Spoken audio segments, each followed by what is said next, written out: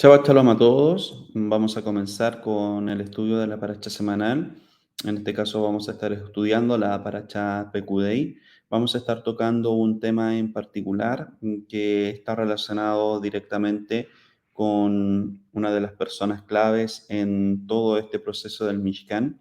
Estamos hablando de Betzalel. Por lo tanto, vamos a estar profundizando netamente en las características en la vida y sobre todo en las funciones que tuvo que cumplir en el escenario de esta tierra, razón por la cual hemos puesto como título o subtítulo a esta parashá como En la sombra de Dios, ya que es uno de los comentarios que nos hablan los sabios para poder describir un poco las características de este hombre sabio, hombre con mucho conocimiento y así también hombre con mucha inteligencia. Para lo cual, ya con esta paracha estamos dando término al estudio del libro de Shemot. Ya estamos cumpliendo con este ciclo de estudios de este año en particular. Así que ya la próxima semana comenzamos con el estudio de un nuevo libro.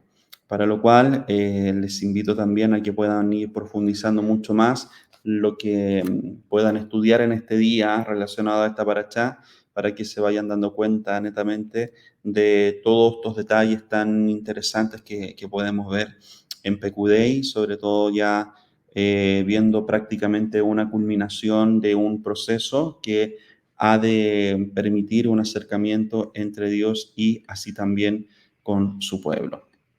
En todo esto vamos a comenzar netamente hablando de conociendo directamente el propósito. Vamos a estar hablando eh, algunos conceptos como tal que nos van a permitir poder entender netamente la función de Betzalel en esta historia y así también extraer esas enseñanzas prácticas para nuestra vida que nos permitan desarrollar un carácter relacionado al del Eterno, como así también eh, estar mucho más alineados a su Torah. Conociendo el propósito, y es acá en donde entendemos la necesidad que hay en la vida de cada una de las personas en conocer su objetivo final, el propósito o su propósito mayor en la vida. Es ahí en donde podemos entender de que solo después de ese acontecimiento, ahí prácticamente las acciones tendrán un propósito y así también van a tener como un significado, por así decirlo. Por el hecho de que en la vida no todo tiene que ser una improvisación. Nosotros entendemos dentro digamos, de los contextos, tanto en administración, en negocios, en economía, de que netamente la improvisación está relacionada como una salida de emergencia, una salida de último minuto que necesita una acción como tal para que de esa manera se pueda tener un buen resultado ante una situación en particular. Pero la improvisación permanente genera de que la persona muchas veces no pueda proyectarse, genera de que la persona no pueda mirar bien hacia adelante y eso va a generar prácticamente de que cualquier cosa le pueda servir. Por lo tanto, no tiene una medición que le permita ver si efectivamente está cumpliendo o no con los resultados que se ha propuesto. Si es que se los propuso, netamente siguiendo este patrón de la improvisación como tal. Si todo se llega a realizar improvisadamente, estás construyendo estructuras sin sentido. Claro que sí, por eso está la proyección, está netamente el concepto de visionar, de visualizar, por el hecho de que es así donde prácticamente todo tiene que quedar plasmado y es la tónica que nosotros vamos viendo en lo que pasa con la construcción del Mishkan, por el hecho de que no se construyó netamente como a las personas se les ocurrió, o como a Moshe o a Betzalel se le ocurrió, y prácticamente unieron las mejores de las ideas de ambos y construyeron algo. No, acá se trata de que hubo una visión que viene de parte de los cielos para que de esa manera pueda ser ejecutada como tal, como de la forma en que se visionó, en que se proyectó. Por lo tanto, es acá en donde prácticamente podemos ver de que tanto en este punto de la historia, vemos que la culminación del Mishkan y la prueba de que se hizo conforme a lo visionado, conforme a lo planificado, es que la presencia de Hashem reposa sobre el Mishkan. De otra forma, si no hubiese sido construido como en cierta manera, como se pidió por parte de Hashem, su presencia no hubiese bajado. Por lo tanto, vemos materializado algo que se visionó.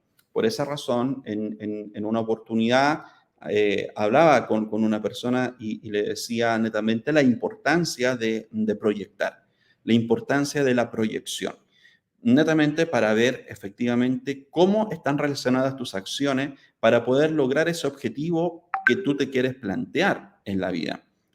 Si no hay objetivos, si solamente esperas netamente que las cosas lleguen por casualidad o que las cosas lleguen porque llegaron, la verdad es que muchas veces puedes estar construyendo edificaciones que no van a tener un sentido ni para el corto, ni el mediano, ni largo plazo. Por esa razón es fundamental el concepto mismo de la proyección, el concepto mismo de visualizar, netamente generar un proyecto para luego materializarlo y poder supervisar cómo va el avance de aquello. Por lo tanto, esos puntos van a permitir de que la persona sí pueda tener un sentido de vida, pueda tener un sentido por el cual despertar todas las mañanas, trabajar y ver el avance que está teniendo. Y si en alguno de los puntos no está teniendo un avance, bueno, automáticamente puede generar estrategias, puede generar alguna acción que permita poder levantar aquello que no está teniendo muy buenos resultados y seguir teniendo buenos resultados en todas las demás áreas que se están teniendo. Entonces, todo esto claramente nos ayuda a que al concepto mismo de priorizar esa búsqueda de los propósitos en la vida, ya que si no sabes hacia dónde te diriges, nunca vas a llegar. Si no sabes cuál es tu punto de partida y tu punto al cual quieres llegar, entonces no puedes medir que tú estás haciendo bien o mal las cosas, no puedes medir qué tan rápido no estás avanzando, no puedes medir cuánto has crecido, cuánto no. No puedes medir el aprendizaje que tú estás teniendo hoy en día.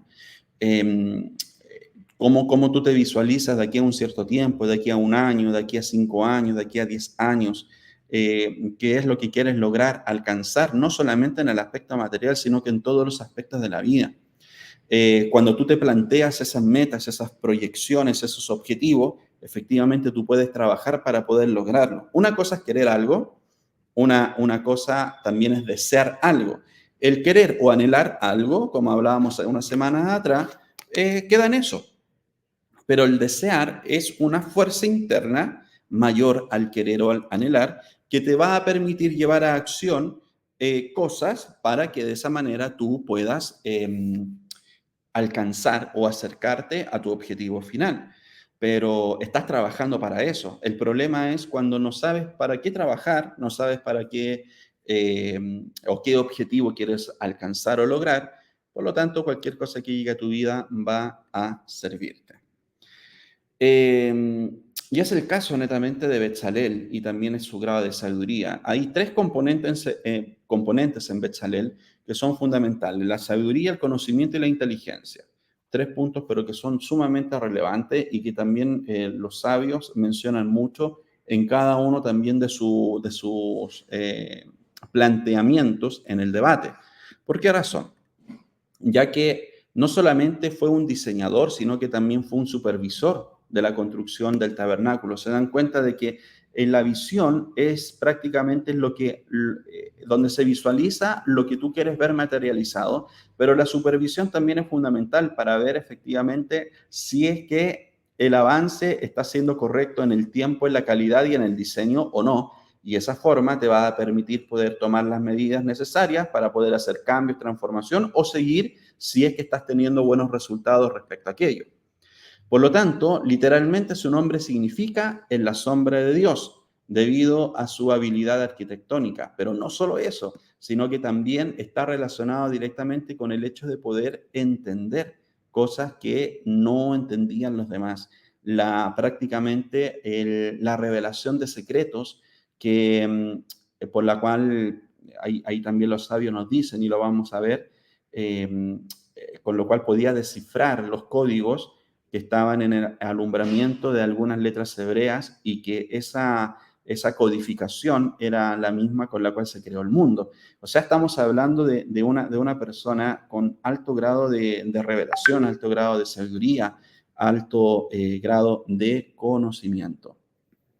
Esto prácticamente nos permite entender de que esto venía o provenía de un profundo entendimiento de códigos y combinaciones de las letras hebreas que Dios creó para crear el mundo. Entonces, entendemos que la gran sabiduría de Betzalel está registrada en el Talmud en el siguiente incidente. Moshe dio la instrucción de construir el arca sagrada y después el tabernáculo para albergar el arca. Acá lo hemos hablado y netamente es como darle la importancia a lo que está interno en la vida de la persona. Es como imaginarse el cuerpo humano de alguien y ver que los órganos internos son tan importantes y necesarios como los externos, porque muchas veces la persona puede decir es que como no se ven no son importantes, pero por ejemplo el corazón, los pulmones, el estómago, el cerebro, riñones, estómago, colon, intestino, etcétera, hígado, todos son órganos tan fundamentales que si fallan puede generar hasta la muerte de la persona. Por lo tanto, son sumamente vitales para el funcionamiento del cuerpo. Así también, el concepto de los utensilios son vitales para todo el funcionamiento del Mishkan. No necesariamente, no solamente era la estructura externa la que se veía, lo importante, sino que también los aspectos que no se veían y que el pueblo no podía ver, que eran los elementos que estaban dentro del Mishkan. Por lo tanto, dentro de esa lógica se puede entender por qué estaba ese orden, pero lo que ocurre al momento en que Moshe le está dando estas instrucciones a Betzalel es el hecho de que al momento en que se pide o se da la instrucción de construir el arca sagrada y después el tabernáculo para albergar el arca, el razonamiento de Betzalel fue que, dado que el arca era el componente de mayor importancia, el tabernáculo debía ser construido primero para luego cobijar el arca. Entonces, prácticamente era cambiar el orden, poder generar la estructura como tal, para posteriormente poner lo más importante dentro de aquello. Por lo tanto, de este modo, Betzalel trazó un paralelo a la creación del hombre, donde las plantas y los animales precedieron al hombre a fin de que el mundo entero estuviera preparado para recibir al hombre, el pináculo de la creación.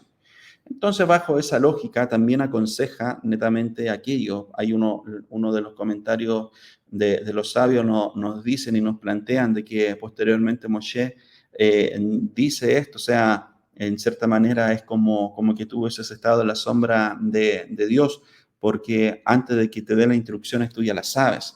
Por lo tanto, acá prácticamente estamos hablando de una gran categoría en el ámbito del entendimiento, en el ámbito espiritual de Betzalel. Se dice que era tan grande Betzalel que en efecto no actuó solo bajo el mando de Moshe, sino que en realidad intuyó por su propia cuenta cosas que le había ordenado Hashem a Moshe, aunque Moshe aún no se lo había transmitido. Por eso nuestros sabios nos enseñan que Moshe le indicó a Betzalel el orden de la construcción tal como se haya, ahí ustedes lo pudieron ver en los capítulos 25 y 26, en los que se menciona el arca antes de la estructura, pero Betzalel replicó que se debe erigir un edificio antes de fabricar su contenido.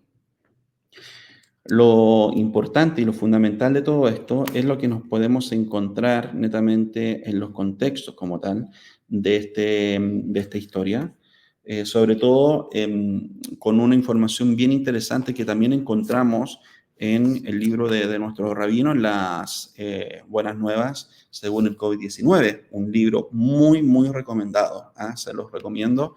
Y dentro de lo que podemos ver en las enseñanzas que plasma nuestro rabino acá, hay un punto en donde nos habla netamente de Betzalel y nos dice que contextualmente el punto verdaderamente importante es la elección afirmativa de un Betzalel de 13 años. Imagínense, o sea, estamos hablando de una persona con este alto grado de sabiduría, de revelación, etcétera, pero que tan solo tenía 13 años de edad. El hecho de que un niño de 13 años se convirtiera en el maestro de las obras de la casa de Israel no debería ser un choque total para nosotros. Podemos ver en Jeremías capítulo 1, versículos 6 al 7. Entonces dije, Señor Dios, he aquí, no sé hablar porque soy joven, pero me dijo el Señor, no digas, soy joven. A donde quiera que te envíe irás y todo lo que te mande dirás. Por lo tanto, la elección de la vasija no depende de la edad, de la raza, no depende ni del color o de la capacidad teológica que alguien puede tener. Esto nos lleva directamente a lo que nos dice el Sanedrín, el libro de Sanedrín, el Tratado de Sanedrín, en el capítulo 69b, o claro, exactamente en el número 69b, sobre la confirmación de la edad de Betsalel. O sea, muchos pueden decir, ya, pero ¿de dónde sacan esa información? Bueno, en el Tratado de Sanedrín 69b lo pueden encontrar. En donde se nos dice prácticamente de que más bien de dónde se deriva que en las generaciones anteriores los hombres tuvieron hijos a edad de 8 años. De aquí, como está escrito, y Betsalel ben Uri, hijo de Ur, de la tribu de Judá, hizo todo lo que el Señor había ordenado a Moshe. Esto está en Éxodo 38, 22. Y está escrito, muerta Asuba, Caleb tomó por mujer a Efratá, la cual dio a luz a Hur. Hur engendró a Uri y Uri engendró a Betsalel. Primera de Crónicas 2, 19, 20. Y cuando Betsalel hizo el tabernáculo, ¿cuántos años tenía? Debía tener al menos 13 años, como está escrito, tanto así que todos los peritos, que hacían toda la obra del santuario, dejando cada uno la obra que hacía, basado en Éxodo 36:4. Y el que tenía menos de 13 años no se llama hombre. Por lo tanto, lo que podemos entender y lo que también nos dice nuestro rabino es el concepto mismo de que si Dios eligió usar a un niño de 13 años para cargar el peso del mundo, entonces nosotros no tenemos ni siquiera una excusa y podemos ser elegidos hoy para establecer la gran ciudad de nuestro rey. Recuerden de que la Geulá comienza con nosotros. La redención final comienza con lo que nosotros estamos haciendo. Por lo tanto, debemos tomar de la misma forma que tomó con alto grado de responsabilidad Betsalel esta tarea que el Eterno nos ha dado a cada uno de nosotros, para que de esa manera se pueda apresurar la Geulá, que es la redención final. Por lo tanto, con respecto a este nombramiento de Betsalel, el rabino Isaac dijo, solo se puede nombrar a un líder sobre una comunidad si se consulta con la comunidad y ellos están de acuerdo con el nombramiento tal como está escrito.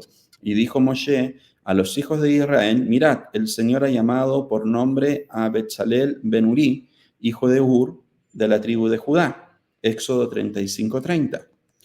Entonces el Señor dijo a Moshe, Moshe, ¿es Betsalel una elección adecuada a tus ojos? Moshe le respondió, Maestro del universo, si él es una elección adecuada a tus ojos, más aún a los míos. El santo bendito sea le respondió, sin embargo, ve a decírselo a Israel y pregúntale su opinión. Moshe fue y le preguntó a Israel, ¿es Betsalel adecuado a vuestros ojos? Le respondieron, si es adecuado a los ojos del santo, bendito sea, y a los tuyos, tanto más lo es a los nuestros. Todo esto nos ayuda a entender prácticamente de que Moshe no le respondió que solamente no tenía razón, sino que en realidad su mismo nombre reflejaba su poder de premonición. Pues Betsalel es un nombre que significa la sombra de Dios. Probablemente estabas en la sombra de Dios cuando Él me habló. Entonces, efectivamente, aunque se menciona el arca primero debido a su importancia, oí de Dios respecto a la construcción práctica del tabernáculo, en el sentido de que este debe ser primero, de acuerdo a los comentarios de Rashi de Berajot 55a. Por lo tanto, es acá en donde prácticamente vamos viendo la importancia de Betzalel en el sentido ya espiritual y sobre todo el peso que estaba cargando, sobre todo lo que significa la construcción de... A pesar de que todos y cada uno de nosotros hemos sido llamados a llevar la carga de la construcción del Mishkan, Dios consideró oportuno seleccionar a una sola persona, en este caso estamos hablando de Betzalel, de Judá, para llevar el peso de la tierra de Israel. Betzalel fue escogido porque estaba en un proceso de ser llenado. Y es acá en donde nuestro rabino nos plantea algo, pero sumamente importante, interesante. Una persona con alto grado de sabiduría, conocimiento, inteligencia, se podría entender como una persona que ya está en la cúspide de su elevación espiritual, pero es acá en donde a través de lo que nos escribe nuestro rabino, que nos enseña, podemos entender de que Betzalel es considerado para esta tarea porque estaba recién siendo llenado. O sea, en todo este proceso, también él sigue su proceso personal de poder elevarse espiritualmente. Por lo tanto, esto nos ayuda y nos enseña a cada uno de nosotros de que el aceptar la tarea, comprometernos con la tarea que el Eterno nos ha dado a cada uno de nosotros, no se trata de que la persona como tal, en este caso todos los que podemos estar en esta transmisión, no es que ya seamos un producto terminado con una elevación espiritual altísima, sino que la aceptación de ese trabajo, de esa tarea ministerial, de esa tarea espiritual, va a generar de que nos sigamos llenando o nos comencemos a llenar para que de esa manera ese proceso también nos sirva a nosotros y nos podamos perfeccionar como tal. Por lo tanto, cada uno de nosotros ha sido llamado a llevar la carga de la construcción del Mishkan.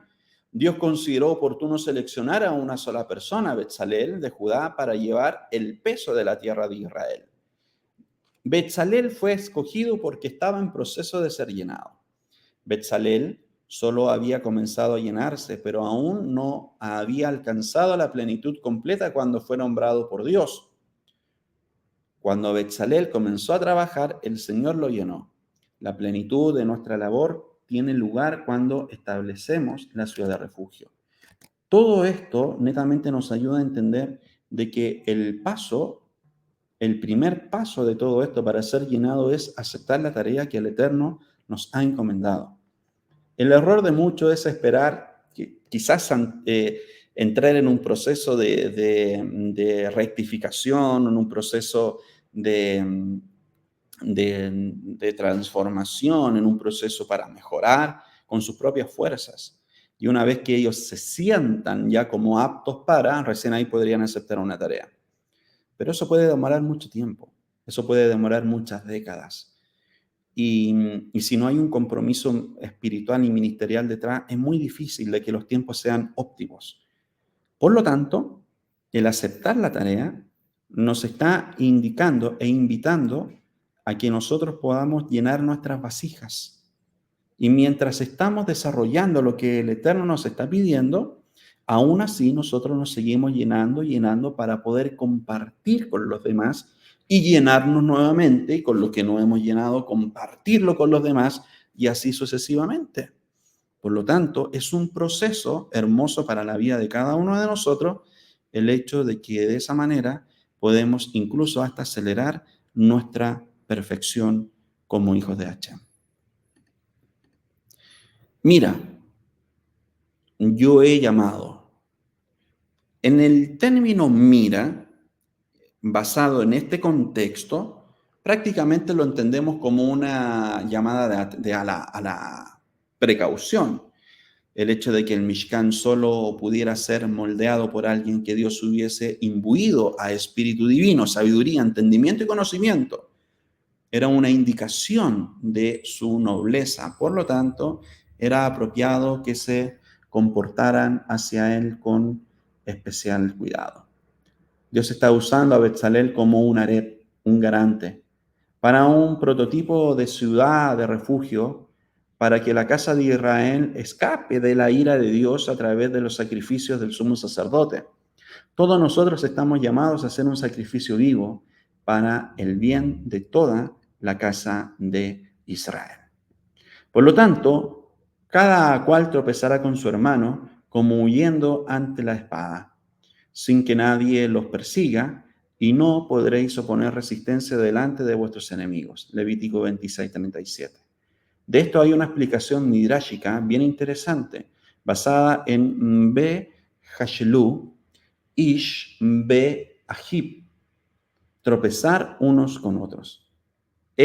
Uno tropezará por el pecado del otro. Se toma en el sentido de por cuenta de otro, ya que todos los israelitas son responsables unos de otros.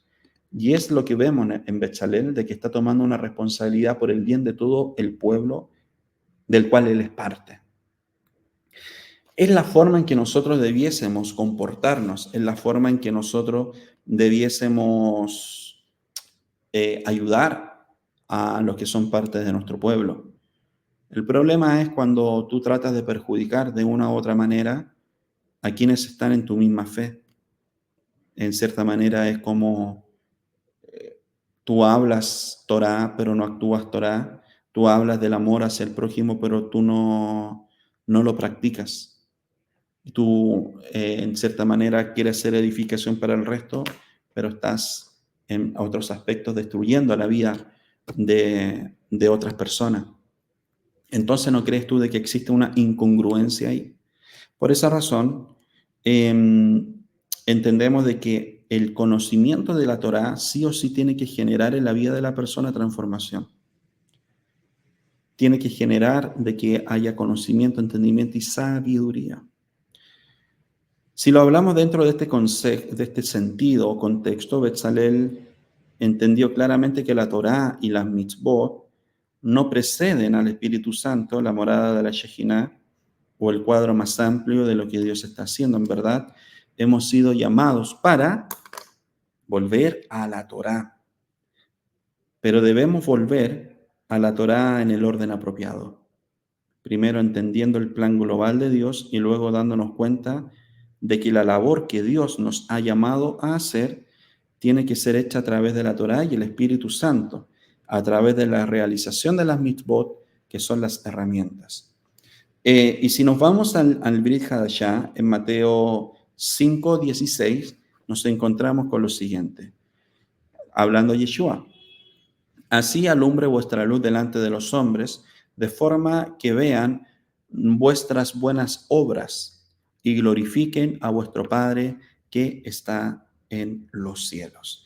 Por lo tanto, es acá en donde prácticamente vamos analizando y viendo la importancia de por qué fue elegido Betzalel por Dios, porque está cumpliendo netamente con lo que hemos visto y analizado,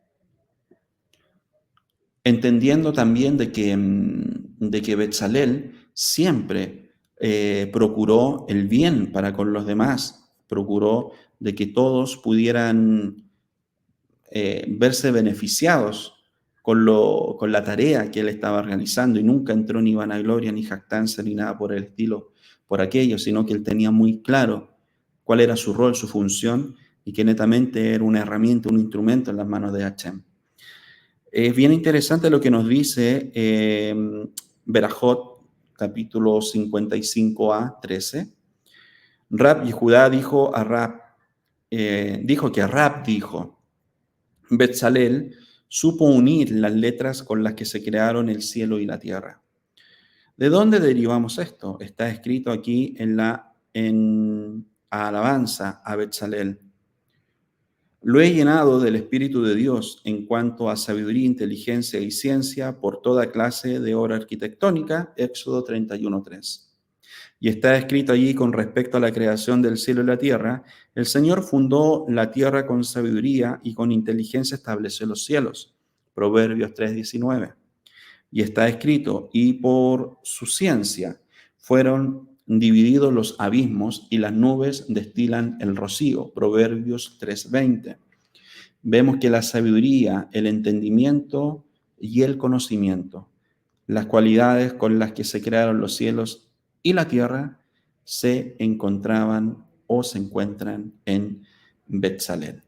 Por lo tanto, es acá en donde sorprendentemente vamos viendo de que en Berajot 55a nos está dando prácticamente las características elevadas que habían en Betzalel, o sea, las mismas características, las mismas cualidades con las que se crearon los cielos y la tierra, se encontraban en Betzalel.